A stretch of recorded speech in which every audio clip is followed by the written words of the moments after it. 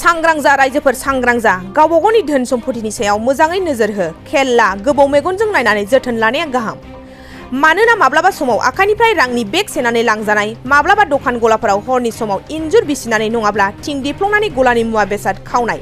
जाथायफोरा जाफ्लेबाय थानायखौ नुबोबाय थानाय जादों थिग बेबायदिनो बावैसो साननि सिगां 2 नं बेंटल बाजारनि साखाथिनि लासित बसुमतारिनि मानै मोसौ हालुवाया गलिनिफ्राय सिखावजों खावनानै लांजाखांनायनि उनाव हालाय हाफाय जानांदोंमोन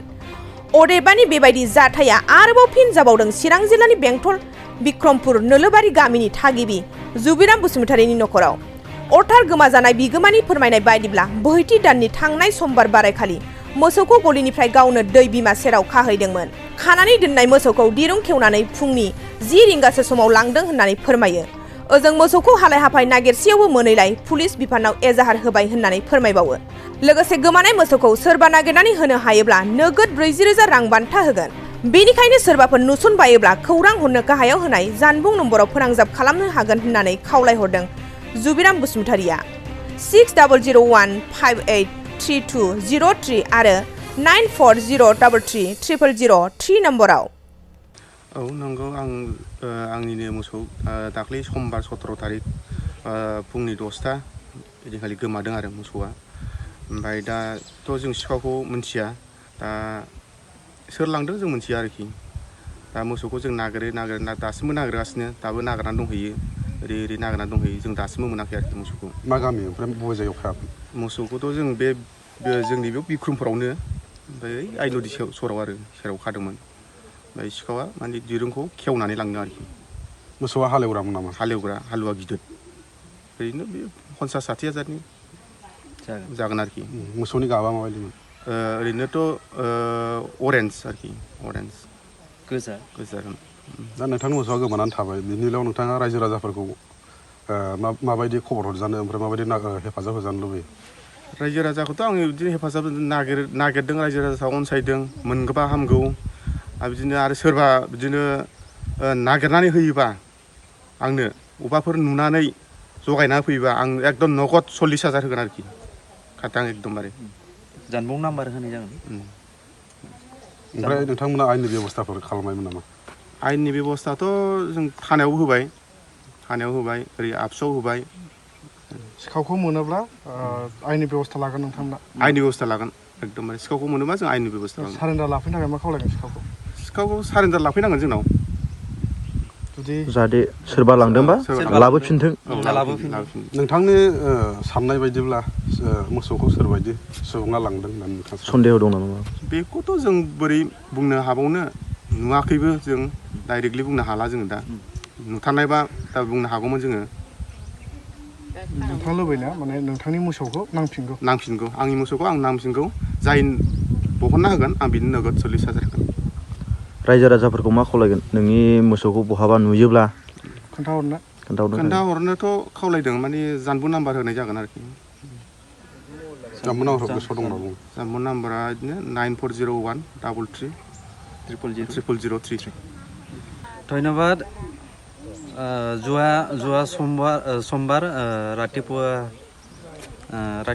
10-11 বজাত টাইমত মানে আমাৰ এই ভিনিডৰ হয় মোৰ মাৰ গুৰু হৰাইছে মানে এইটো মানে যোৱা সোমবাৰে হৰাইছে ৰাতিপুৱা 10-11 বজাত এইটো গুৰুটো মানে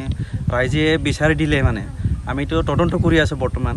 তদন্ত কৰোঁতে মানে আজি সেইটো জায়গাটো বিচাৰিছোঁ তথাপি পোৱা নাই এই গুৰুটো কাইবা দেখি পালে মানে আমাৰ ইমিডিয়েটলি জনাব এইটো কাৰণে মই আহ্বান থাকিলোঁ ৰাইজক আমাৰ মানে এইটো গুৰুটো মানে বহুত কামত আছে মানে গুৰুটো এইটো কাৰণে মই আহ্বান কৰিলোঁ আৰু ৰাইজক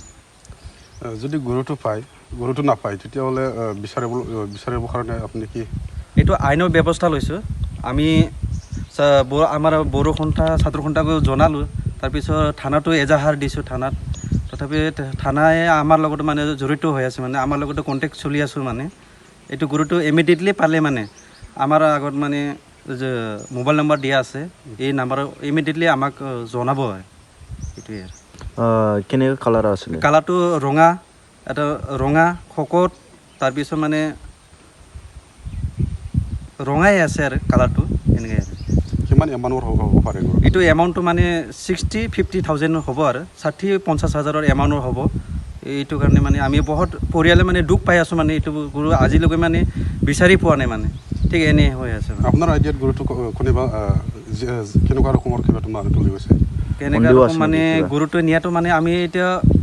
সম্ভৱ ধৰিব পৰা নাই মানে এইটো গৰুটো মানে কাই নিছে মানে আমি এতিয়া ভাবিছোঁ কাইবা মানে দুষ্টকাৰী নিছে এইটো মানুহৰ হাততে পৰিছে গৰুটো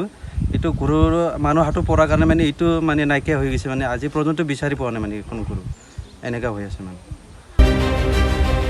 मोनसे गोजोनथाव खौरां क'क्राझार सहरनि जेडि र'डजों नांजाबनाय सुदेमपुरि गांजिमा बाजाराव थानाय आइ आफा मेडलाइफ बिएम हस्पिटालाव बेराम सोखानो हानायनि गोबां खाबु दं। आइ आफा मेडलाइफ बिएम हस्पिटालनि फेसिलिटिफोरानो जाबाय medical laboratory, pharmacy, paediatrics, medicine, gynaecology, dental, urology, dental x ray, play area, x ray, sonography, OT, ICU, NICU एबा पीआईसीयू आरो आइ आफा मेडलाइफ बिएम हस्पिटाला 24 घन्टा जेब्लाबो खुलायै थागोन। लांलाय लाबोलायनि एम्बुलेन्सआबो मोजाङै सार्भिस थागोन। ओनसोलनि सुबुंफोरा बेराम आजारफोरजों भुगिनानै थाना दंब्ला थाबैनो नोंथांनि देहाखौ फाहामथाय लानो क'क्राझार सहरनि सुदेमपुरि गांजिमा बाजाराव थानाय आइ आफा मेडलाइफ बिएम हस्पिटालाव गोख्रैनो फाहामथाय लाफैनो हागोन। आबुङै मिथिनो थाखाय 9101655430 एबा 8822688026 जानबुं नम्बराव खौरां लाहरनो हागोन।